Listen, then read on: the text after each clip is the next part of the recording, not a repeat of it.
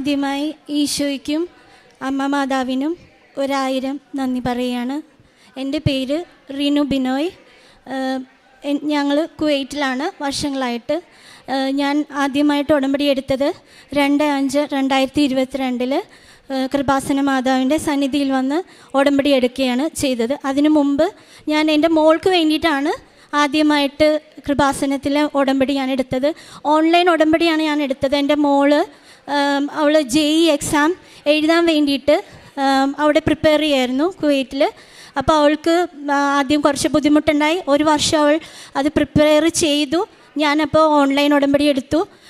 അത് കഴിഞ്ഞ് വന്നിട്ടാണ് ഞാൻ നേരിട്ട് വന്ന് കൃപാസനത്തിൽ ഉടമ്പടി എടുത്തത്. അപ്പോൾ ആ ഉടമ്പടി എടുത്തതിൻ്റെ ഫലമായിട്ട്, ഓൺലൈൻ ഉടമ്പടി എടുത്തതിൻ്റെ ഫലമായിട്ടാണ് അവൾക്ക് JEE എക്സാം ജയിക്കാൻ പറ്റി. അവൾക്ക് NIT കാലിക്കറ്റിൽ BTechന് അഡ്മിഷൻ ലഭിച്ചു. ഞാൻ അതിന് ശേഷം ഇവിടെ വന്ന് അമ്മേനോട് നേരിട്ട് വന്ന് നന്ദി പറഞ്ഞു. മോളുടെ പേരിൽ മോൾക്ക് വേണ്ടി ഞാൻ ഉടമ്പടി എടുക്കുകയും ചെയ്തു. കഴിഞ്ഞ ഒരു 4 വർഷമായിട്ട് അവൾ BTech സ്റ്റുഡൻ്റാണ് NITയിൽ. ഇപ്പോൾ ജസ്റ്റ് ഫിനിഷ് ചെയ്തേ ഉള്ളൂ. ഒരുപാട് പ്രയാസങ്ങൾ അവൾക്ക് പഠനത്തിൽ അനുഭവപ്പെട്ടു. ആദ്യത്തെ 2 വർഷം ആയപ്പോൾ തന്നെ ഡിസ്കണ്ടിന്യൂ ചെയ്യുകയാണെന്ന് എൻ്റെ അടുത്ത് പറഞ്ഞു. ഞാൻ വളരെയധികം ഡിപ്രസ്ഡായി. കാരണം എനിക്ക് കുവൈറ്റിൽ നിന്ന് ഒന്നും ചെയ്യാൻ പറ്റുന്നില്ല ഇവൾക്ക് വേണ്ടിയിട്ട്. കാരണം ഇവൾ പെട്ടെന്ന് ഡിപ്രഷനിലേക്ക് പോകുന്ന ഒരവസ്ഥ. അപ്പം ഞാൻ അമ്മ മാതാവിനോട് കരഞ്ഞ് മുട്ടിപ്പായിട്ട് ഞാൻ പ്രാർത്ഥിച്ചു, അമ്മേ ഒരു കോഴ്സ് ചേർന്നിട്ട് അവൾ പകുതിക്ക് വെച്ച് നിർത്തേണ്ട അവസ്ഥ വന്നു കഴിഞ്ഞാൽ പിന്നെ ഇനി എന്ത് ചെയ്യും? അവളുടെ ഭാവി എന്ത് ചെയ്യും? എത്ര കഷ്ടപ്പെട്ടിട്ടാണ് അവൾക്ക് ഒരു അഡ്മിഷൻ ലഭിച്ചത് NITയിൽ. അപ്പോൾ ഞാൻ ഒത്തിരി അധികം അമ്മേനോട് പ്രാർത്ഥിച്ചു, അമ്മേ അവളുടെ മനസ്സിന് ധൈര്യം കൊടുക്കണേ. ഞാൻ എപ്പോൾ വിളിക്കുമ്പോഴും അവളോട് പറയും, not by merit but by grace. ഞാൻ എല്ലാ ചൊവ്വാഴ്ചകളിലും ഉടമ്പടി ധ്യാനം, അച്ഛൻ്റെ കൃപാസനത്തിൽ ഉള്ള ധ്യാനം ഞാൻ കൂടുമായിരുന്നു ഓൺലൈനിൽ. ഞാനത് അമ്മേനെ പൂർണ്ണമായിട്ടും വിശ്വസിച്ചു. ഈശോയ്ക്കും അമ്മ മാതാവിനും മാത്രമേ ഇവളുടെ ജീവിതത്തിൽ എന്തെങ്കിലും ഇടപെടാൻ പറ്റുള്ളൂ. അതല്ലാതെ വേറെ എനിക്കൊന്നും ചെയ്യാൻ പറ്റുന്നുണ്ടായില്ല.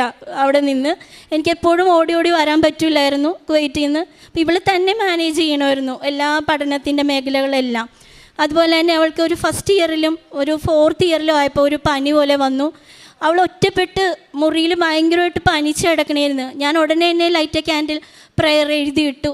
ഒരാഴ്ചക്കുള്ളിൽ അവൾക്ക് പൂർണ്ണ ആരോഗ്യം കിട്ടി. അവൾ തിരിച്ചു വന്നു. കോഴ്സ് ഇപ്പോൾ അമ്മ മാതാവിൻ്റെ ഈശോയുടെയും കൃപയാൽ നല്ല രീതിയിൽ കംപ്ലീറ്റ് ചെയ്യാൻ പറ്റി. CGP നല്ലൊരു CGP അവൾക്ക് അമ്മ മാതാവും ഈശോയും തന്നു. അതിന് 1000 നന്ദി ഞാൻ ഹൃദയത്തിൽ നിന്ന് പറയുകയാണ്.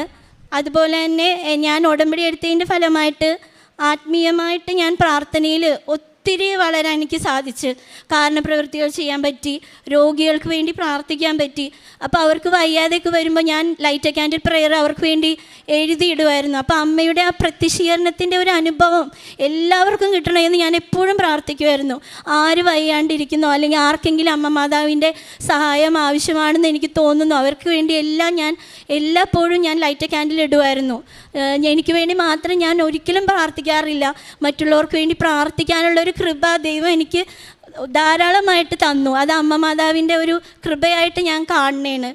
അതുപോലെ തന്നെ കുമ്പസാരിക്കാനാണും കുർബാന കൂടുവാനും ആണെങ്കിലും എല്ലാം എനിക്ക് സാധിച്ചു.